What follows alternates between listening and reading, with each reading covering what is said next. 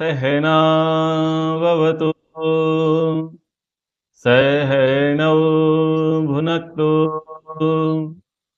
सह वीर्यं करवावहै तेजस्विनावधीतमस्तु मा विद्विषावहै।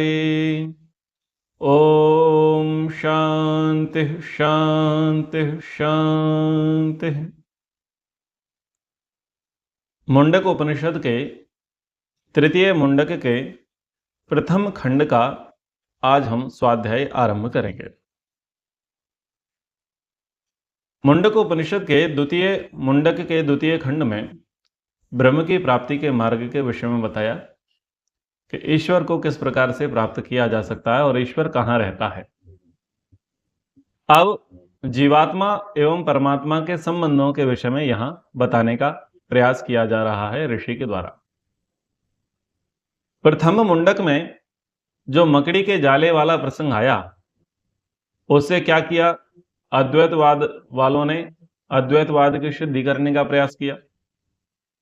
लेकिन उसी उपनिषद में तृतीय मुंडक में जाकर के प्रथम खंड में अद्वैतवाद का खंडन है, क्योंकि वहां पर इस प्रकार की चर्चा आई कि मकड़ी है, मकड़ी अपने से जाला बनाती है और निगल लेती है, तो लोगों ने मान लिया कि बस ब्रह्म से ही सब कुछ उत्पन्न होता है और ब्रह्म में ही नष्ट हो जाता है। लेकिन जब तृतीय मुंडक को देखते हैं तो वहां पर ब्रह्म और जीव दो की सत्ता आ जाती है यहां पर, तो वो अद्वैत उनका खंडित हो जाता है। इसलिए किसी एक अध्याय को लेकर के, किसी एक पाठ को लेकर के, एक श्लोक को लेकर के अपनी विचारधारा किसी को नहीं बनानी चाहिए। समग्र वैदिक साहित्यों का अध्ययन करना चाहिए और अध्ययन करके ही निष्कर्ष पर पहुंचना चाहिए कि वेद और वेदादि शास्त्रों की मान्यता अद्वैत परक है, द्वैत परक है अथवा त्रैत परक है। ये जो प्रसिद्ध मंत्र है, द्वा सुपर्णा सयुजा सखाया समानम वृक्षम परिसस्व जाते तयो अन्यः पिप्लम स्वादुवती अनशन्यो अभिचाकशेति, यह जो मंत्र है ये ऋग्वेद के प्रथम मंडल के सूक्त संख्या 164 में मंत्र संख्या 20 है और यही यहां पर मुंडक उपनिषद में आया हुआ है। यहां पर न केवल द्वैतवाद की बात चर्चा आई है, अपितु त्रैतवाद की भी चर्चा आई है। यहां पर कहा द्वा सुपर्णा सयुजा सखाया समानम वृक्षम परिशस्व जाते। इसमें स्वामी दयानंद सरस्वती जी का जो भाष्य है वो पठनीय है। ऋषि लिखते हैं, द्वा जो ब्रह्म और जीव दोनों सुपर्णा चेतनता और पालन आदि गुणों से सदृश संयुजा व्याप्य व्यापक भाव से संयुक्त सखायः परस्पर मित्रयुक्त सनातन अनादि हैं और समानम वैसा ही वृक्षम अनादि मूल रूप कारण और शाखा रूप कार्ययुक्त वृक्ष अर्थात जो स्थूल होकर प्रलय में छिन्न भिन्न हो जाता है, वह तीसरा अनादि पदार्थ इन तीनों के गुण कर्म और स्वभाव भी अनादि हैं। तो इतना ही अभी पढ़ते हैं और इतने को समझने का प्रयास करते हैं। सर्वप्रथम कहा द्वा सुपर्णा सयुजा सखाया, यानी दो हैं सुंदर पंखों वाले पक्षी। सुपर्णा अच्छे पंखों वाले, यानी दो हैं चेतन, एक ब्रह्म है और दूसरा जीव है, दो चेतन हैं। ये कैसे हैं? सुपर्णा चेतनता और पालनादि गुणों से सदृश, इनमें चेतनता है, ये दोनों ही अनादि हैं, दोनों ही अजर हैं, दोनों ही अमर हैं, नित्य हैं, शाश्वत हैं। तो इनके गुण जो है एक समान होने से सुपर्णा सुंदर पंख वाले, एक जैसे, इस प्रकार से कहा गया। और आगे कहा कि संयोजा यानी एक साथ हैं, समान ख्याति वाले हैं, समान गुण वाले हैं। कैसे हैं? बोले ये व्याप्य व्यापक भाव से विराजते हैं। एक व्याप्य है और दूसरा व्यापक है। ब्रह्म व्यापक है और जीव उसमें व्याप्य है। इस वचन में मूलतः यह मंत्र है, इसमें जीवात्मा और परमात्मा के संबंध के विषय में कहा कि वो दोनों किस प्रकार से रहते हैं, तो बोला व्याप्य व्यापक भाव से रहते हैं। जीवात्मा और परमात्मा के अनेक संबंध भी हैं। साधक साध्य के रूप में है, स्वामी सेवक के रूप में है, राजा प्रजा के रूप में है, गुरु शिष्य के रूप में है, पिता पुत्र के रूप में है। ऐसे ही अनेक संबंध जीवात्मा और ब्रह्म के हैं। यहां पर कहा कि वो व्याप्य व्यापक भाव से रहते हैं, यानी उस व्यापक परमात्मा में ये जीव व्याप्य रहा है, यानी रह रहा है, उसमें आश्रित है। और उनके स्वभावों के विषय में बताया तो कहा कि सखायः, सखा मित्र को कहते हैं। तो परस्पर मित्रता युक्त सनातन अनादि हैं। अब यहां पर दोनों को सनातन कहा, यानी ब्रह्म भी सनातन है और जीव भी सनातन है। ब्रह्म भी अनादि है और जीव भी अनादि है। लेकिन कैसा कहा? परस्पर मित्रता युक्त, एक दूसरे के मित्रता भाव से वो रहते हैं। अब विद्या और अविद्या का खेल है। जब जीवात्मा अपनी अविद्या का नाश करता है, या ये कहें कि जितना जितना उसका ज्ञान हटता चला जाता है और जितना जितना ज्ञान उसका बढ़ता चला जाता है, वो ईश्वर को मित्र मानने लग जाता है और ईश्वर से कहता है कि तुम मेरी मित्रता स्वीकार कर लो, और वह स्वयं जो है मित्र बनने के लिए तैयार भी हो जाता है। लेकिन जब तक अविद्या रहती है तब तक उसे समझ में नहीं आता कि ईश्वर मेरा मित्र है भी या नहीं, और क्या मैं ईश्वर का मित्र हो सकता हूं। यह उसके लिए बड़ी कठिन बात है। क्या मैं जीवात्मा परमात्मा का मित्र हो सकता हूं? वही मित्रता तो बराबरी वालों में होगी। तो बराबरी तो है, दोनों सनातन हैं, दोनों अनादि हैं, दोनों अजर अमर हैं, दोनों नित्य हैं, दोनों शाश्वत सनातन हैं। इन गुणों की तो सादृश्यता है। तो ईश्वर कैसा है? हमारा सखा है। ईश्वर सखा है। अब मित्र कैसा होता है? मित्र हितैषी होता है। सखा कैसा होता है? खास होता है। सखा जो शब्द है, सखा संस्कृत शब्द है, हिंदी में भी सखा लिया गया, और सखा शब्द ही तत्सम से तद्भव होकर के या अपभ्रंश होकर के या बिगड़ करके सखा का हो गया सगा, और सखा का उल्टा हो गया खास। ठीक है, सगा और खास ये दो शब्द हम प्रयोग करते हैं ना। तो ईश्वर हमारा सगा है, ईश्वर हमारा खासम खास है, अगर देशी भाषा में समझें तो। अब मित्र कैसा होता है? मित्र हितैषी होता है। मित्र का एक धर्म होता है कि वह अपने मित्र को अधर्म में नहीं जाने देता और धर्म में ही प्रवृत्त करता है, और मित्र सदैव हितैषी होता है। तो संसार में सबसे बड़ा जो मित्र है, या जिसने मित्रता का उदाहरण प्रस्तुत किया है, वह है ब्रह्म। और मित्र होने के संबंध में अनेक प्रकार के वचन आपको श्रुति में मिलेंगे, स्मृति शास्त्रों में भी मिलेंगे। पहले ईश्वर ने अपनी मित्रता जीवात्मा को बताई है, फिर जीवात्मा से कहा कि तुम किन किन को मित्र मानो, और जीवात्मा को उपदेश करते हुए ब्रह्म ने यह भी कह दिया कि तुम अन्न और औषधि को भी मित्र की दृष्टि से देखो। प्राणियों को तो मित्र भाव से देखना है, अपनी ही मनुष्य जाति के लोगों को मित्र भाव से देखना है, लेकिन तुम्हारी दृष्टि कहां तक हो? अन्न और औषधियों तक भी मित्र भाव वाली हो। और जो औषधि के जानकार होते हैं, आयुर्वेद के जानकार होते हैं, वो ये कहते हैं कि जो व्यक्ति द्वेष करता है उसको औषधियां लगती नहीं है। और वहां पर भोजन विज्ञान में कहा कि भोजन प्रसन्नता पूर्वक मित्र भाव से करो, तो भोजन आपके अंगों को लगेगा, आपके लिए लाभकारी होगा। और भोजन अरुचि से मत करो, अमित्र भाव से मत करो, नहीं तो वह भोजन आपका बिगाड़ करेगा। मित्र से चक्षुषा समीक्षा महे। जब विवाह संस्कार होता है और वहां पर मधुपर्क कराया जाता है, तो मधुपर्क में यही पहली शिक्षा है, मित्र से चक्षुषा समीक्षा महे। यानी मधुपर्क को वर ने हाथ में ले लिया है और उससे कहा गया है कि इसको मित्र की दृष्टि से देख, मित्र की दृष्टि से देख तो ये हितैषी होगा तेरा। और भोजन के विषय में भी यही कहा जाता है कि भोजन को भोग मान करके, भोग यानी पूजा वाला भोग, जो प्रसाद मान करके, अच्छा मान करके, सात्विक मान करके, पवित्र मान करके, यानी प्रसन्नता पूर्वक। भोग और प्रसाद शब्द प्रयोग कर रहा हूं। जब भोग और प्रसाद शब्द प्रयोग किए जाते हैं तो फिर उसमें यह नहीं देखा जाता कि यह उबला है या नहीं उबला, ये कच्चा है या पक्का है, इसमें नॉन मिर्च तेल कम है या ज्यादा, बिल्कुल नहीं देखे जाते।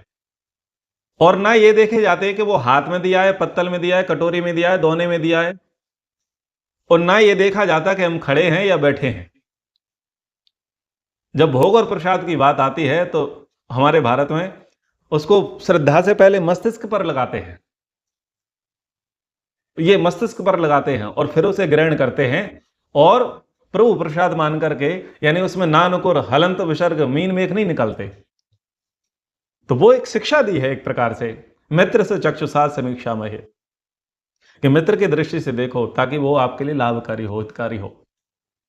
ऐसी औषधियों के विषय में कहा जाता है, औषधियों का सेवन भी आपको मित्र भाव से करना है। तो वहां तक की शिक्षा दी गई, यानी ब्रह्म ने स्वयं को मित्र बनाया, मित्र है ये बात बताई, और मित्रता का सबसे बड़ा उदाहरण ब्रह्म ने दिया और कहा कि बोले कब से है, बोले सनातन है, सदा से है, आपका संयोजा सखाया। जैसे मैं कई बार कहता ही आया हूं कि जब हम गर्भ में आते हैं तब पहले दिन से वो हमारा सखा है, और उससे पहले भी सखा था ही, जब हम अनुशयी जीव थे, जब केवल हम जीव थे, जीवात्मा नहीं थे, या ये कहें कि जब हम केवल आत्मा थे और जीवात्मा नहीं थे, यानी जब हम अनुशयी जीव कहलाए तब भी वो हमारा मित्र था। वो कहीं पर हमें सुरक्षित रखे हुए था, व्यवस्थित रखे हुए था, चिंता मत करो, तुम्हें देर नहीं होगी, तुम्हारे कर्मों के अनुसार तुम्हें योग्य माता पिता योनि मिल जाएगी, चिंता मत करो, मैं ध्यान रखा हूं। मतलब लावारिस की तरह परमात्मा अनुशयी जीव को छोड़ता नहीं,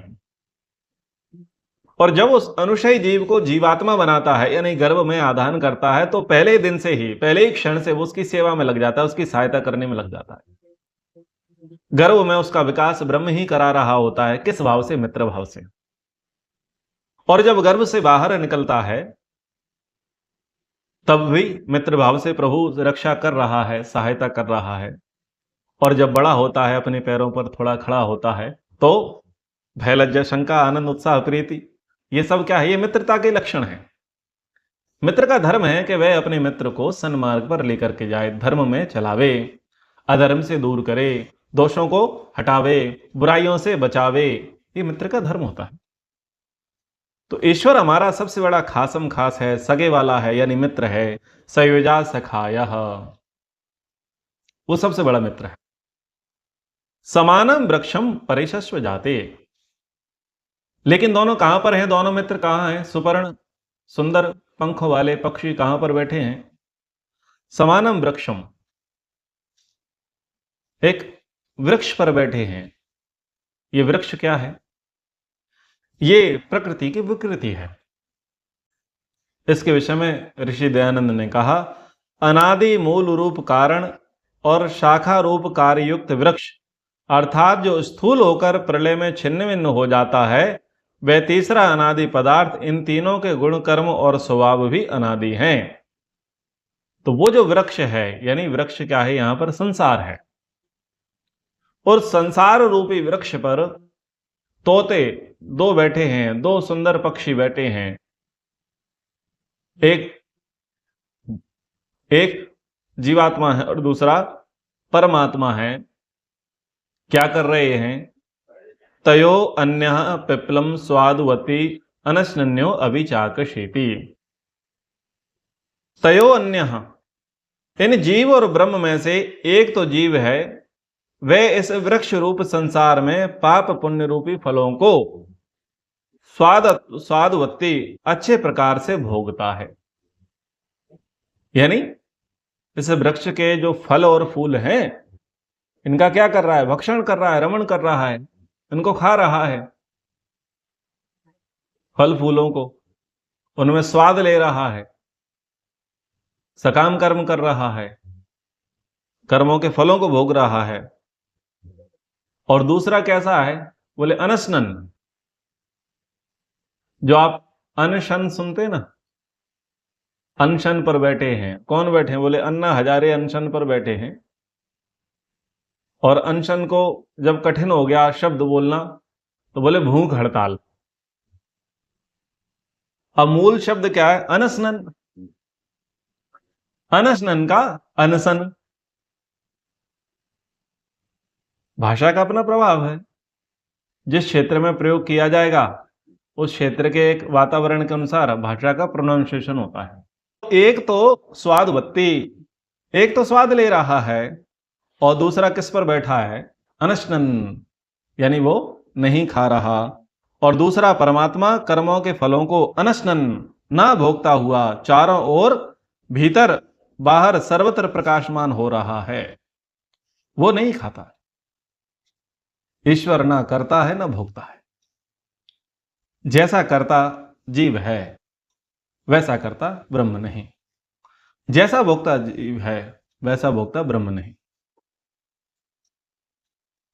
एक इच्छा करता है और दूसरा ईक्षण करता है। एक ईक्षण करता, एक इच्छा करता। तो इच्छा करता भोगता है, ईक्षण करता नहीं भोगता। जीव से ईश्वर, ईश्वर से जीव, दोनों से प्रकृति भिन्न स्वरूप, तीनों अनादि है। अब तीसरा है वृक्ष। ऋषि दयानंद कह रहे हैं कि ईश्वर से जीव और जीव से ईश्वर, ये दोनों भिन्न हैं। और इन दोनों से भिन्न तीसरा भिन्न कौन है? बोले वो वृक्ष है जिस पर ये बैठे हैं, जो अनादि है, वो संसार। तो इस वचन में, इस मंत्र में ऋषि दयानंद ने त्रैतवाद की चर्चा करी है। यहां पर इसी बात को कहा कि दो पक्षी हैं, सुंदर पंखों वाले, साथ साथ जुड़े हैं, एक दूसरे के सखा हैं, एक ही वृक्ष को सब ओर से घेरे हुए हैं। उनमें से एक वृक्ष के फल को बड़े स्वाद से चख रहा है, दूसरा बिना चखे सब कुछ देख रहा है। जीवात्मा तथा परमात्मा ही दो पक्षी हैं। प्रकृति ही वृक्ष है, कर्म फल ही वृक्ष का फल है। जीवात्मा को कर्म फल मिलता है, परमात्मा प्रकृति में सक्त हुए बिना संपूर्ण विश्व का दृष्टा है, यानी तटस्थ है। वो उससे, दोनों से परे है, दोनों से निर्लेप है। किससे? जीव और प्रकृति से। आगे कहा, समाने वृक्षे पुरुषो निमग्नो अनीशया सोचितुई मुह्यमानः जुष्टम यदा पश्यन्त अनिमेषमस्य महिमानमिति वीत शोकः।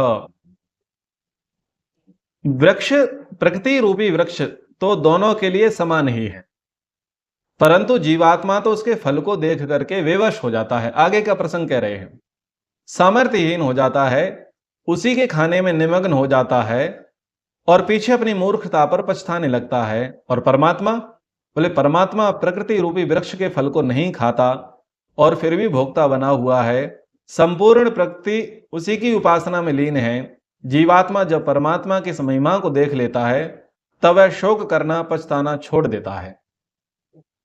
कुछ कहा जा रहा है अलंकारिक दृष्टिकोण से कि एक वृक्ष पर दो पक्षी बैठे हैं, एक खा रहा है और दूसरा नहीं खा रहा। लेकिन खा रहा है वो फंस रहा है, और जो नहीं खा रहा है वो नहीं फंस रहा है। तो कब समझ में आता है पक्षी को कि भाई मैं भी ना खाता तो मैं भी ना फंसता? तो बाद में पछताता है। लेकिन शुरुआत में क्या कहता है?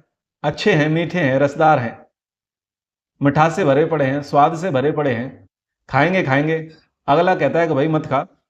बोले नहीं नहीं खाएंगे खाएंगे। बोले खा ले। अब खाया तो फंस गया, खाया तो फंस गया। तो ये कैसा है? ये जो प्रकृति के भोग हैं, इस लुभावने रंग बिरंगे रसदार भोगों को देख करके ये स्वयं को रोक नहीं पाता। रोक नहीं पाता मतलब विवश है, कमजोर है। बोले क्या करूं, अगर वो नहीं होता तो ऐसा नहीं होता, वो नहीं होता तो ऐसा नहीं होता। मतलब वो था, वो आ गया इसलिए ऐसा कर दिया। आलम्बन दमदार था या संस्कार दमदार थे? संस्कार दमदार थे, आलम्बन तो बहाना मात्र था। तो भोग के संस्कार प्रबल हैं जन्म जन्मांतर के जीवात्मा के। अब जन्म जन्मांतर के प्रबल संस्कार हैं, आलम्बन आज नहीं तो कल आएगा। आएगा तो फिर क्या होगा, फिर बेवशी, एडिक्ट है। जैसे कोई रोगी होता है जिसको लत लगी पड़ी है, या जिसे कहें व्यसनी, जिसको उस प्रकार का अभ्यास है, आंखों में जिसकी चमक आ जाती है, तो वो रुकेगा? नहीं रुकेगा। वो सोचता है एक बार ट्राई मार ले। मान लीजिए आप में से किसी को बैडमिंटन खूब पसंद रहा, आप खूब खेलते रहे, और वर्षों बाद आपको बैडमिंटन दिख जाए तो आप क्या सोचते हैं? 2 मिनट फुटबॉल मिल जाए, आप फुटबॉल प्लेयर रहे हों तो थोड़ा एक किक तो मार ही दूं। क्रिकेट का बैट मिल जाए तो थोड़ा सा तो बल्ला घुमा ही दूं। कैरम बोर्ड मिल जाए तो थोड़ा सा तो स्टिकर या स्ट्राइकर जो होता है उसे छेड़ ही दूं। और कोई पसंदीदा खाना हो तो बहुत समय से खाते रहे हो लेकिन मिला ना हो, फिर थोड़ा तो टेस्ट कर ही लूं, बहुत समय से नहीं खाया। मिठाई में प्रेम हो लेकिन मधुमेह हो, लेकिन फिर भी वर्षों से ना खाई हो, लेकिन दिख रही हो, तो सोचते हैं बस 10 ग्राम 10 ग्राम। यानी क्या हो रहे हैं? लालायित हो रहे हैं। तो ये लालायित होना क्या है? ये है बेबसी। अच्छा, ये उदाहरण सब हो गए पुराने।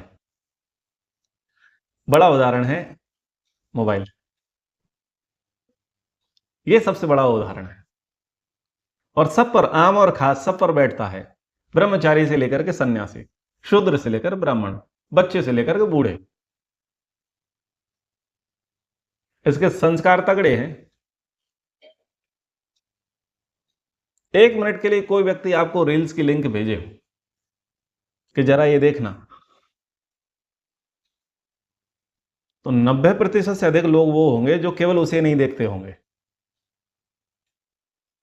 उसके बाद की और भी देखते होंगे। क्यों देखा?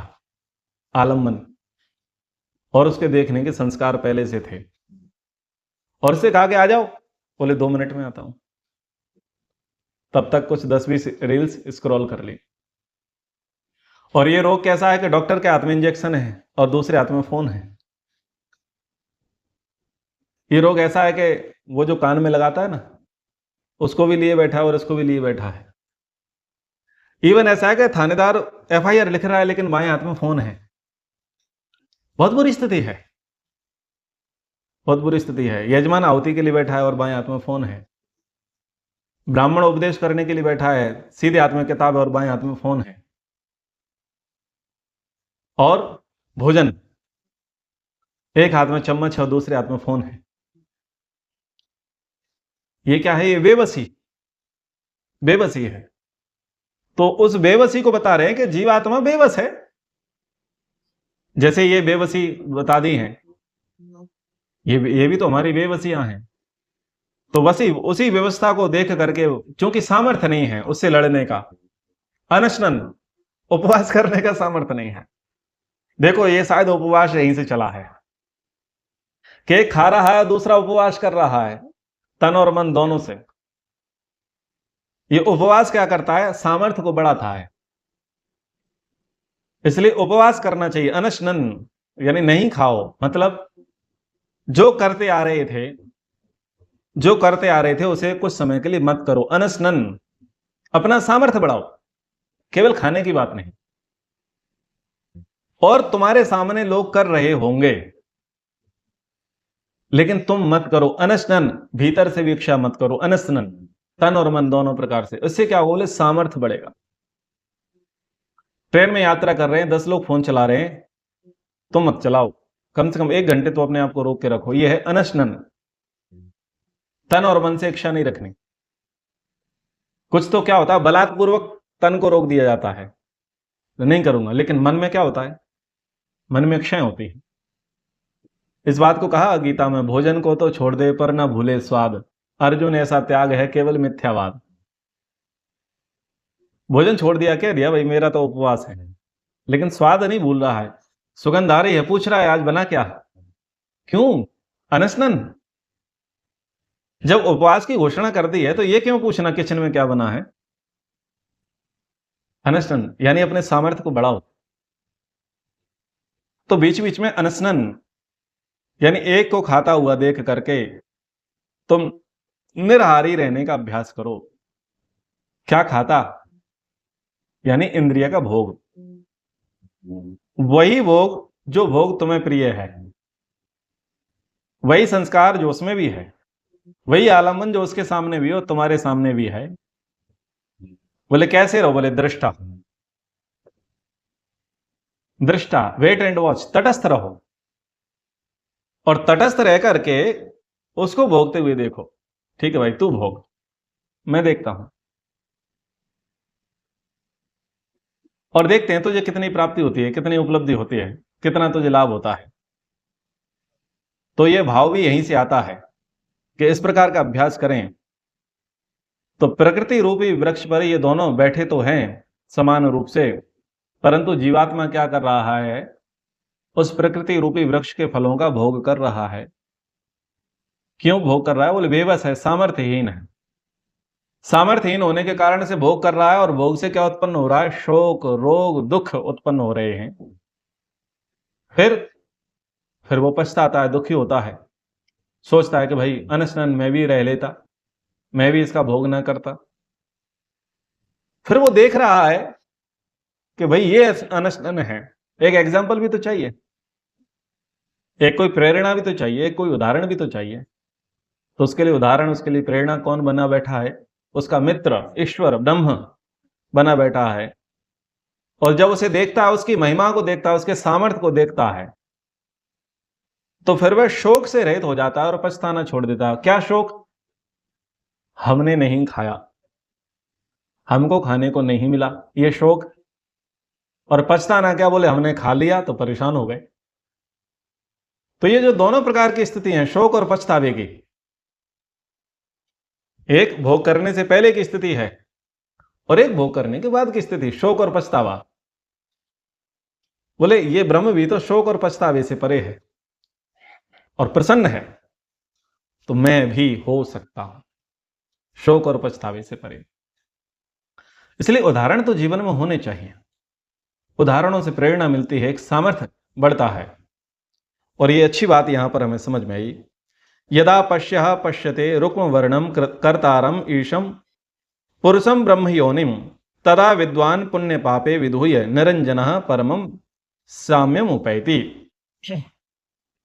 तो यदा पश्यः, तो जब ये पशु, कौन पशु, कौन पशु, पश्यति इति पशु, जो देखता है वो पशु, यानी मैं भी पशु और आप भी पशु, हम सब कौन है, पशु हैं। और हम सबसे बड़ा पशु, बोले वो पशुपतिनाथ है। सबसे बड़ा पशु कौन है, ईश्वर है।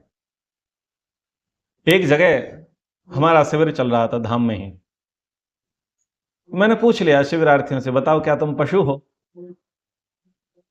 तो बड़ा अजीब लगा कि भाई आचार्य जी हमसे पशु कह रहे हैं, पूछ रहे हैं, अब ऐसे करें तो मारे जाए, ऐसे करें तो मारे जाए, ऐसे करेंगे तो हंस पड़ेंगे ये कि देखो पशु स्वीकार लिया, और ऐसे करेंगे कि पशु नहीं है तो पता नहीं कोई ना कोई व्यंग होगा अभी हमारे ऊपर। तो सकते में पड़ गए, ना ऐसे करने बना ना ऐसे करने बना। मैंने कहा मैं भी पशु हूं, तो कुछ न्यूट्रल हुआ, कुछ मामला ठंडा हुआ, बोले अब कुछ ठीक है, अब इन्होंने खुद को भी पशु कह लिया है। फिर मैंने कहा हम सबसे बड़ा पशु तो भगवान है। बोले अच्छा, अब तो कुछ आध्यात्मिक चर्चा चल रही है। तो मैंने कहा पश्यति इति पशु, जो देखता है उसी को तो पशु कहते हैं, केवल 4 पैर वाला पशु थोड़ी होता है। यदा पश्यः, जब ये पशु यानी जब ये दृष्टा जब ये देखने वाला क्या पश्यते देखता है किसको, रुकुम वर्णम कर्तारम ईशम पुरुषम ब्रह्म योनिम। जब ये रुकुम वर्णम सुंदर ज्योति स्वरूप स्वयं प्रकाश स्वरूप ये ब्रह्मांड के रचयिता ईशम प्रभु को देखता है, जो पुरुषम यानी प्रकृति रूपी पुरी में जो व्याप्त है, पुरी शयनातिथि पुरुषः जो पुरी में व्याप्त है, और ब्रह्म योनिम ब्रह्म आधार या कारण उपदेष्टा यानी रचयिता। तो जब वो पुरुष को देख लेता है तब वह विद्वान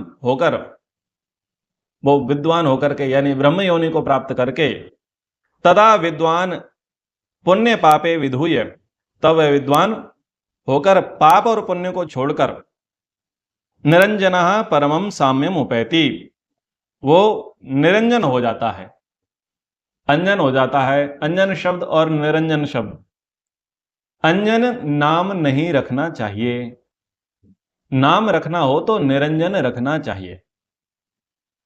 अंजन तो कहते ही हैं किसको, काजल को, काले को, कलंक को।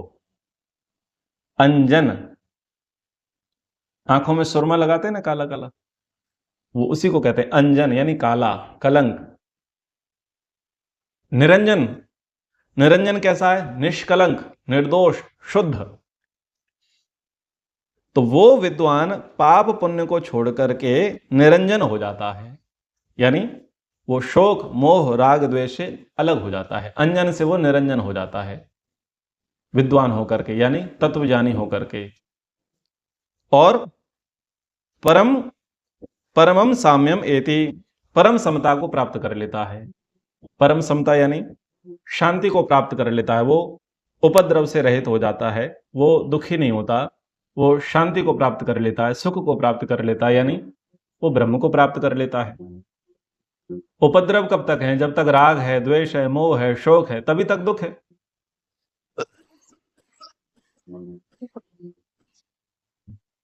और शांति किसके जीवन में है, मोह नहीं है, राग नहीं है, शोक नहीं है, द्वेष नहीं है, वही शांत है। और वो कब हो सकता है, तो कह दिया भूतेषु भूतेषु विचिन्त्य धीरा यस्मिन् सर्वाणि भूतानि आत्मन्येवानुपश्यति यस्तु सर्वाणि भूतानि आत्मैवाभूत विजानतः विद्यते हृदय ग्रंथिश्छिद्यन्ते सर्व संशया। ये सब बातें कह दी, यानी तब जाकर के वो इससे परे हो जाता है। तो आगे और हम पढ़ेंगे, बहुत अच्छे वचन आने वाले हैं।